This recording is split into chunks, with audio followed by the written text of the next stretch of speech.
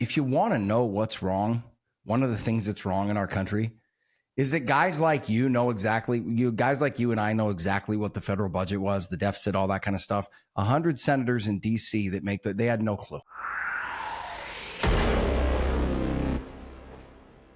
The opinions expressed in this program are for general informational purposes only and are not intended to provide specific advice or recommendations for any individual or on any specific security. It is only intended to provide education about the financial industry. To determine which investments may be appropriate for you, consult your financial advisor prior to investing. Any past performance discussed during this program is no guarantee of future results. Any indices referenced for comparison are unmanaged and cannot be invested into directly. Any references to performance of securities are thought to be materially accurate and actual performance may differ. As always, please remember investing involves risk.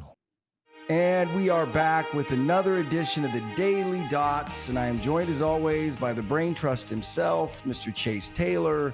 Market was slightly up. We were flat. That does it for the show today. We'll see you guys. Now, we were joking around about putting out the shortest Daily Dots ever and just saying, the market was up a little bit. We'll see you guys tomorrow. But there's indeed more to discuss. Kind of felt like it was just an NVIDIA day, that was going to determine the trajectory of the entire market, how much it was up. So you kind of saw a market that was stronger in the early parts of the day, kind of faded as the day went on. But give us the breakdown. Where were we at today? Yeah, and to add, we also turned the trade war off and back on again since we were last recorded. So that was fun. The S&P was up 0.4, Q was up 0.2, small caps up 0.3. That's some beautiful 0.0 symmetry there. Equal weight 0.26, Mag 7 up 0.59. You had XUS up 0.41, so beat by 1 basis point. You had oil down about 1.5, gold up close to 1.5. The rest of the metals green by a little bit, other than flat copper. Dollar down 0.52 and back under my 99.41 level as we get very close to the end of the month. So that's getting more notable by the day. 2-year yield down 5 basis points and 10-year yield down 4 basis points. So nice rally in the bond complex. Vol was pretty close to flat at down 0.2. All right. Well, kind of an uneventful day, honestly. Yeah. I mean, well, policy-wise, not. Even that, I mean. Interesting deal because there's you and I were having a back and forth about it last night. There's some serious discrepancy regarding the judicial role in all this, the power that they have, the power that the executive has. I am not a constitutional scholar, but from my understanding of it, there's a pretty well-established history of the president having tariff powers. Now, how broadly those powers are applied, there seems to be a gray area there. And if he wanted to instill permanent tariffs, I don't think he can put in permanent tariffs unless he gets a congressional approval. I think that's how it works. So it's hard because there's 11 different pieces of legislation that chop this up. 11. Yes. Yes, sir. So the one that got struck down was the IEPA, and which I don't remember what it stands for now. That one had never been used to do tariffs. It's about 50 years old. No one had ever used it to do tariffs. They used it for other trade policy stuff. That was what they decided to go with for like the big, broad, sweeping tariffs. That court said no. Obviously, they got the stay today. But with that said, you still have the Trade Act of 1974 that has, no kidding, like a half a dozen different sections in it that allows for the president to do tariffs. So, like, to me, worst case, you could just kind of play a shell game where you're like, oh, cool, we can't use IEPA, cool. Like, we'll just do Section 201, 301. Right. See you in court in 6 months, and then we'll do it. We'll move it again. So, to me, all that matters. So the market is whether or not these things are on or off. And I think because they can use different things, it's going to be on. Yeah, I really, and again, full disclosure, not a constitutional scholar, but from my understanding of it, they're going to have an extraordinarily tough time keeping him from maybe they can limit some, right? But it's some of the laws, it gives you like 15% cap. Some of it's like you can only do it for 6 months. So like I was just going to say, there's got to be a time. Each section, some of it's like as long as you've said there's an emergency, you can do it. At any point, I don't know one of them, and there's so many of them, I can't remember which, but one of them is like, look, As long as you say there's an emergency, it's fine. But Congress at any point could do a resolution to say, hey, that emergency is over. You got to take it back. It's pretty clear to me Congress doesn't have the appetite to go and shut it down, right? I don't think Congress can, as constructed today. I don't think Congress can agree on whether or not they should be called Congress or not. Right. So yeah, you don't see anything coming from there. The other thing I was thinking about too is that when you think about Congress, and you Try think not to, but go on. yeah, no kidding. When you think about Congress and how stagnant it can get, the political infighting, all that kind of stuff, it does make sense to a certain scope that the executive has the sole right to be able to throw on tariffs, because a lot of times, which is sort of now it has been completely taken out of its place, in my opinion. And it's been a progressive thing over the last 25 years with executive actions, right? Executive orders. And in my opinion, I think executive orders have gotten out of hand. Yeah. I understand why they're used because of the incalcitrant nature of Congress. At the same time, that doesn't do anything to fix that issue, right? It's a feture of the imperial presidency, and not to get too political, but I'm not for it. No, I'm not either. Yeah. I'm not either. And watching it develop, I remember, I remember when it first started accelerating under George W. Bush, right? Like he used substantially more executive orders than Clinton. Obama used substantially more than him. It's Biden been used ratcheted. Yeah. Yeah. And again, I think that has contributed to the incalcitrance that is, frozen Congress, for what it's worth. And like you said, I think it's a great way to put it, the imperial president, which isn't, which I don't think is good for anybody. That being said, it's kind of a weird deal because any president that comes in, they all have a pretty strong case for why they need to use executive orders. I got to undo the executive orders. The last guy, just to undo the last guys. Yeah, but we got to get out of that. Like for instance, not very efficient. Well, no, and not only that, but it's not. The legislative process is sacred, right? Yeah. And I want to see philosophical consistency, right? Meaning, I'm 100% in favor. And I think most bipartisan middle of the road people are 100% in favor of that Trump. And I believe that was an executive order too, that he passed saying, hey, if you're going to pass a regulation, the regulation must be tied directly to a law. Otherwise you're legislating without legislative power, which is against constitutional law. Right. And that has gotten way out of control. I think the executive orders are it's in the same vein.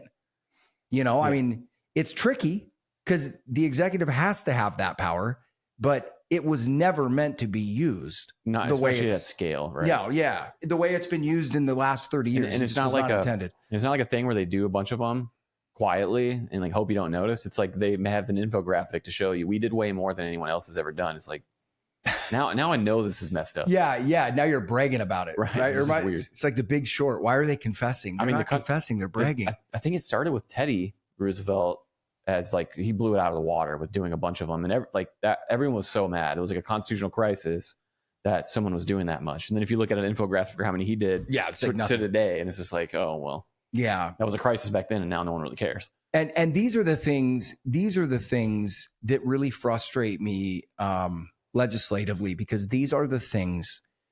It sort of to me is like freedom of speech, the First Amendment. These are the things that, regardless of what side of the political aisle you're on, we should all agree. And the biggest reason for that is we don't want anybody that does not have to face elections. Especially every 2 years in the House. It's kind of nice. Like, yeah. Your district maybe it's usually not that big, so you can actually kind of hold them accountable. Yes. And we do not want people that are unelected making those decisions. It does not behoove anybody to have a system that allows politicians or regulatory bodies to work past the legislative process. It is that process for a reason. Right. And then people talk about, well, the Congress can't get anything done. Again, feature, not a bug. Right. It was supposed to be hard to pass legislation. Yeah. That's the way the system is designed. And that has saved us from a lot of ridiculous, onerous stuff coming down the pipe. Yeah. And that's what frustrates me, is because you've got this and I've seen it for my entire adult life, but you've got this back and forth where we're going to lampoon and we're going to excoriate a president for taking these unconstitutional executive actions. And then as soon as our guy gets inside of the White House, we're defending, well, he's got to undo it. To a certain extent, that's true, but we got to stop it or at least curtail it. And I'm not pointing the blame at Trump. I'm not pointing the blame at anybody. Like I've said, this has been going on for 25 years. And in my opinion, it's gotten a little out of hand. As it relates to the rest of the market, what did we get any data out today? Yeah. Pending home sales? So pending home sales, which were very bad. And that tends to lead starts permits. So that's bad. Like it looks like, we'll continue to kind of melt there, which makes perfect sense given where rates are, obviously. And I was talking about how home sales on a month over month basis have finally started to leak lower. And they actually went lower for the first time since 2022 on the 20 city, the Case-Shiller. Nationally, they've already kind of done that a couple of times, but I didn't realize till this morning, but it was yesterday's data, maybe day before. It actually went negative for the first time since in 3 years. We also got jobless claims, which are a little higher than expected. Hold on that Go ahead. that data point.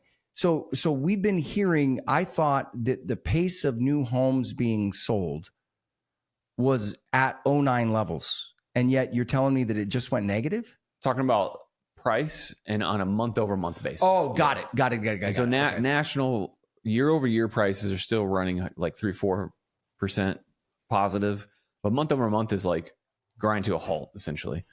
I don't know where they're going up. They're not around here, right. And they haven't been for some time. Yeah, it's interesting. Maybe the South. I know. Like when you look at the South for like the starts on apartments and stuff like that, like starting to pick back up. So maybe it's just so many people have moved down there that it's still tight or something. I don't know, but you can break it out by region and look. And then, a lot of people, they'll do 3 price cuts and then they'll just pull it off the market. So you don't get that realized negative, right? Because people just aren't going to do it. Right. There's some ridiculous prices out there. You see some of these houses and you're like, guys, it ain't 2022. Yeah. Well, like I told you, like the one right behind us is still for sale. And he's holding strong. They've cut it three times now. And it's still like, you're like, all right, you're in the realm of possibility now, but this probably still ain't going to do it. Yeah. Especially when like no one comes out and weed eats or kills, the weeds growing in the sidewalk. And like, come on, man. Like, you want to sell it? Yeah. But yeah, claims, initial claims were a little higher than expected. But continuing claims put in a new high for like the post-COVID cycle. So that some more minor deterioration in the labor market. I heard a shocking thing today. There was I believe it was, I'm pretty sure it was a senator. Heard a senator getting interviewed. I'm going to leave his name out of it just because it doesn't matter. But he was talking about a meeting they were having with all the senators, and they were talking about the budget, and all 100 senators. It was a bipartisan meeting, and they were like said something along the lines of, "Does anybody know how much money we spent last year total?" Somebody guessed $1 trillion. Oh, no. They didn't even know what we spent. The entire room. We spent that on interest. Yeah, on interest. That was sick. And I, in my mind, I'm sitting there going, wasn't it 6.4 trillion? Sure enough, he's like 6.38. And I'm sitting there going, like, look, I understand that's a very small data point, but if you want to know what's wrong, one of the things that's wrong in our country is that guys like you and I know exactly what the federal budget was, the deficit, all that kind of stuff. 100 senators in DC that they had no clue.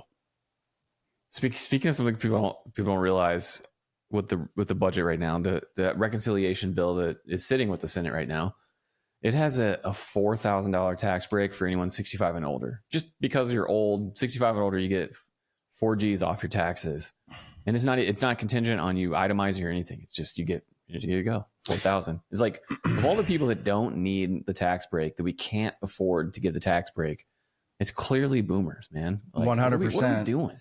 I don't know. And for everybody, because I like to be able to call balls and strikes, play it down the middle.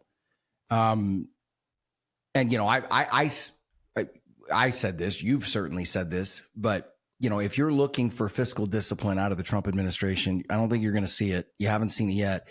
That new budget projection, last year we were at 6.4 trillion. I believe that new budget takes it to 7.1.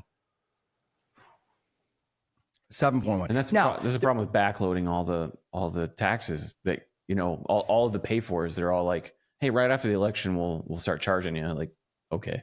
Well, yeah. And a lot of time, I mean, how often do those bills not actually get right? paid? That's the point. Yeah, it's like, yeah. we all know what happens when we get to that cliff of, you know, all the tax increases, like the spending cuts. They'll go away. Yeah. And like something that people need to realize is that when you look at the size of the debt and the interest expense on the debt, if you don't start cutting things, like there's a certain amount of that budget that's going up every year, regardless of what Congress does, because the interest expense. So I'm not putting it all on the Trump administration's plate at all.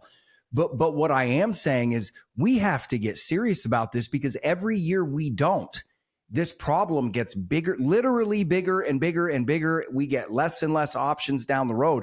We're going to have to make some hard choices. And I actually heard a quote. It was a really good, smart quote, and I can't believe I'm ascribing something positive to Mitch McConnell because I'm not a very big fan. He said something like, "Look, the reason nobody is ever serious about cutting is nobody ever lost an election because they spent too much money." It's fair. I mean, yeah, and that's and they all know that going in there and cutting costs is what won't get the, you know, that's of course that's what'll get them unelected.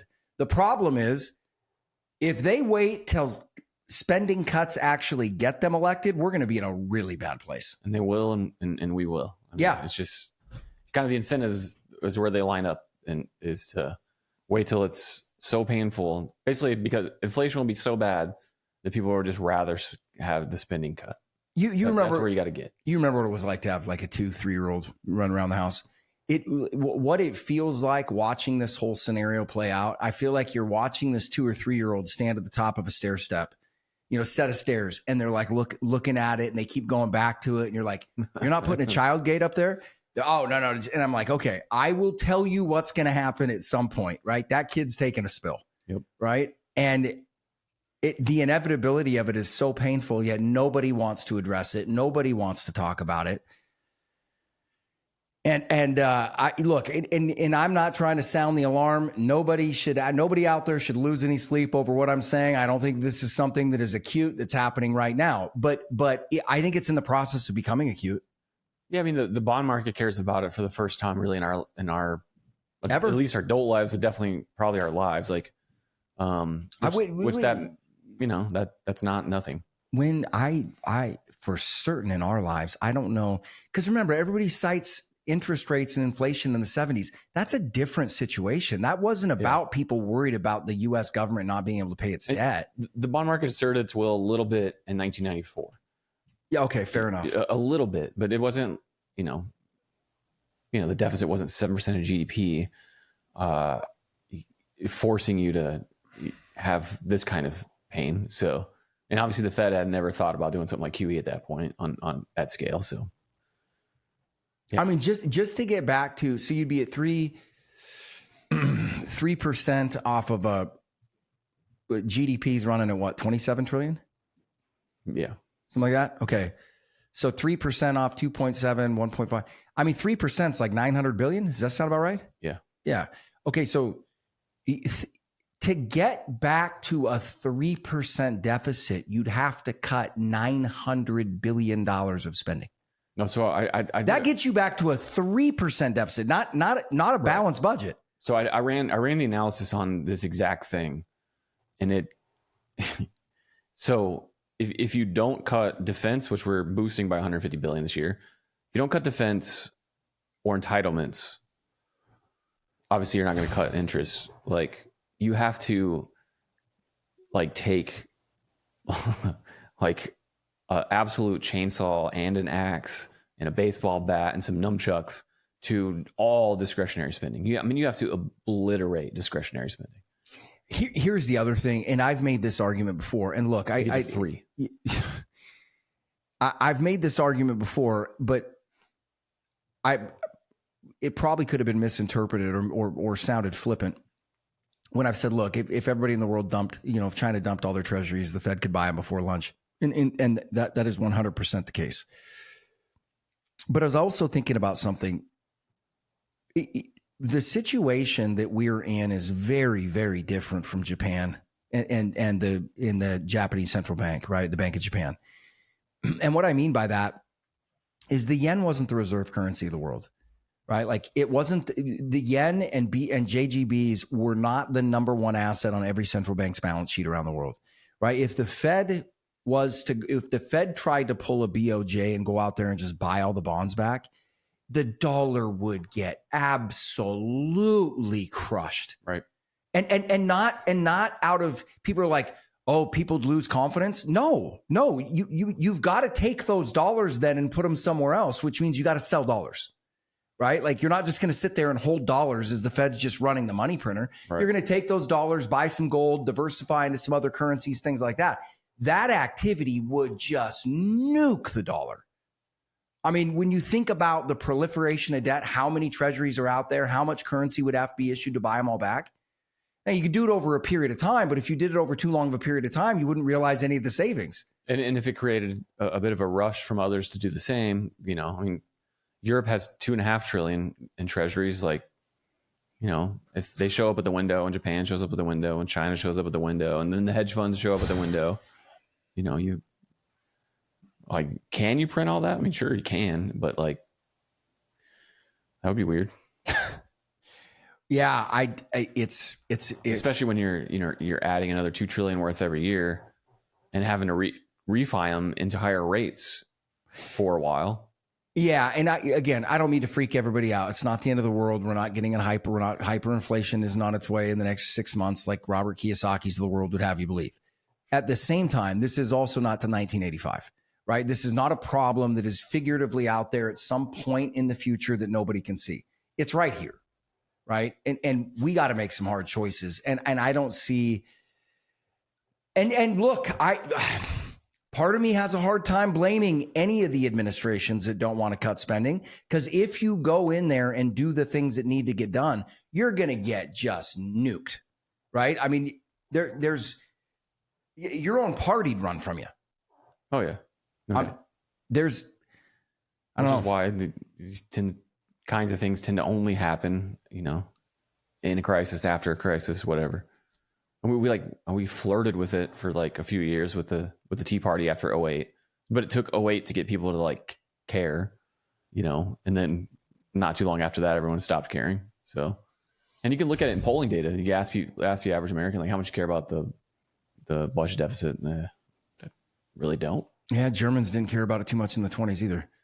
Leading up, well, in the 1920s, they started to, right? And that's the thing that's the tough thing about currency crises. And you've said it, man, we've got this cultural thing baked into the United States where we just ignore problems until they just hit our windshield, Right.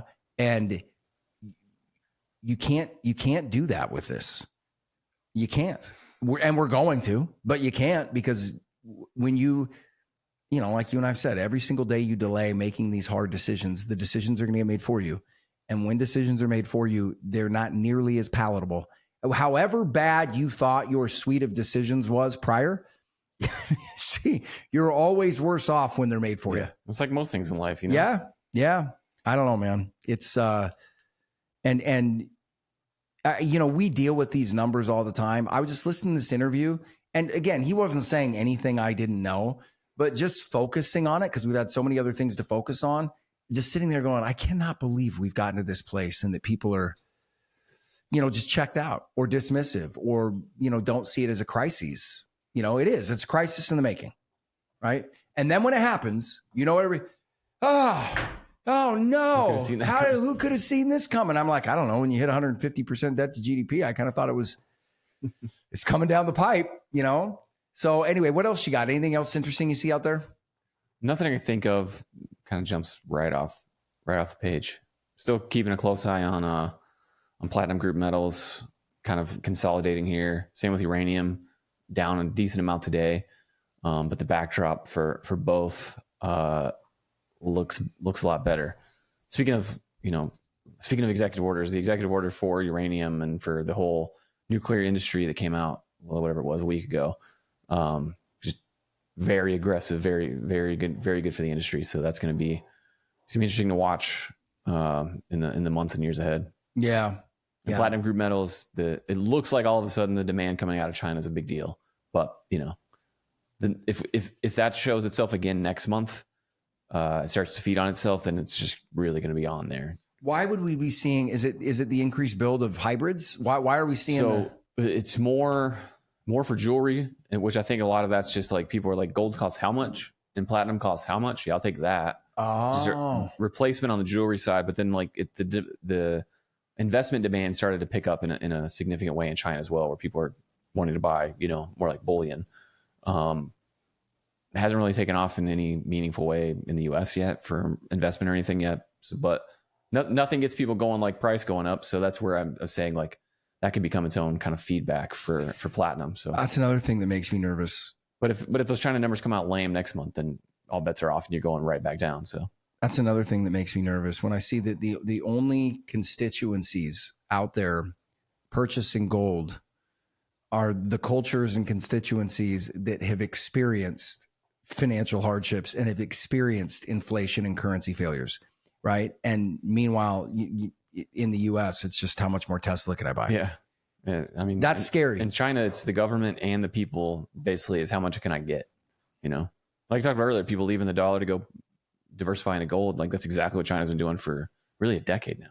And if you think 11 years, really. And if you think about it, we've been so insulated from that. When was the last time, and I mean, professional investors, we think about it, but when was the last time somebody was making investment decisions, a U.S. investors making investment decisions and having to seriously consider a massive drop in the dollar impacting the outcome of that? They're just, nobody's used to it. We could ignore,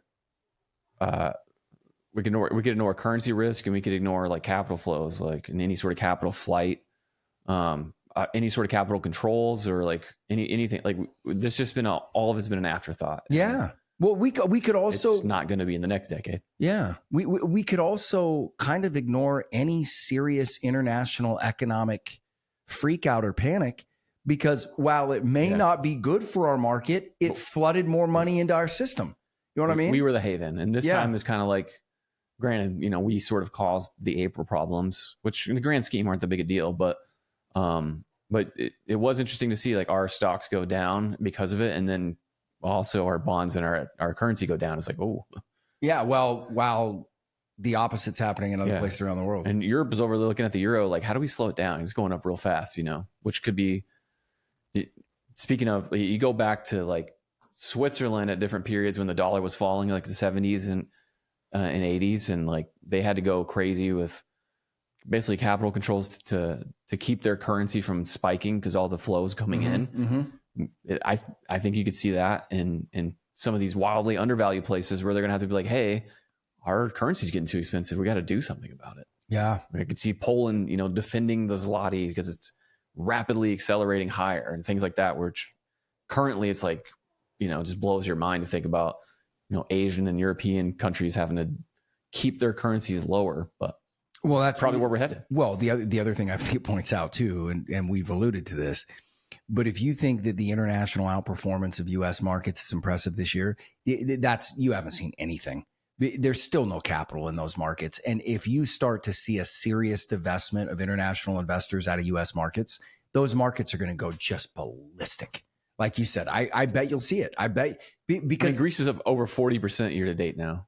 Well, and it's still just so tiny, and you can barely get money in. And there's there's so much money in the U.S. I mean, that's it.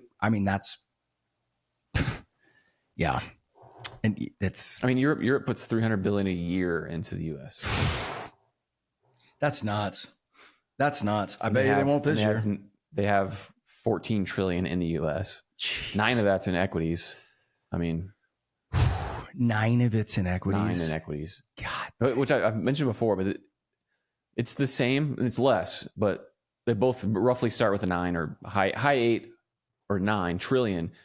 if you add up all of our, That's like 8% of our total market cap, isn't it? if you add up all of our IRA and 401k money, it's 9 trillion, high nines.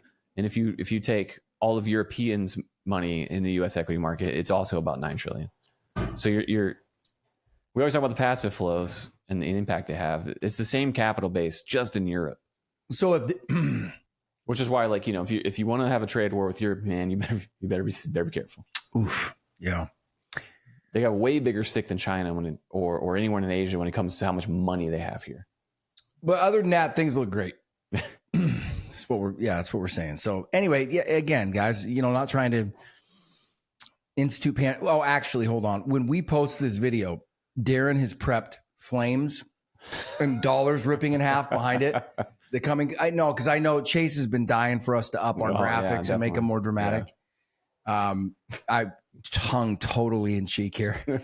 You're never going to see the dramatic graphics out of us. It's probably why we won't get as many views, but can't be peddlers of fear. At least porn, we'll man. have our souls. Yeah, we will have those. Anyway, all right, man. Well, that does it for me. And I will be out tomorrow, so you're going to be rolling the dots solo. Got a business trip I've got to attend to.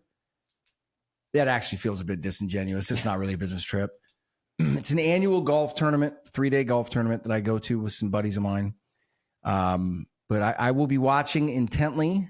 But Chase is going to man the helm for us tomorrow. So everybody out there, as always, hit us up on social media. Get the YouTube versions, the video. Just go into YouTube and search Know Your Risk Podcast, knowyourriskpodcast.com, bulwarkcapitalmanagement.com. Catch us on YouTube, Twitter, TikTok, Instagram. We're all over the place now. So Darren's getting us dialed in. The fearless millennials at work.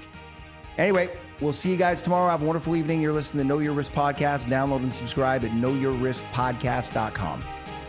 Investment advice cannot be given without a client service agreement. Zach Abraham is an investment advisor representative of Trek Financial, an SEC registered investment advisor. Bulwark Capital Management is a marketing name only and does not carry a separate registration.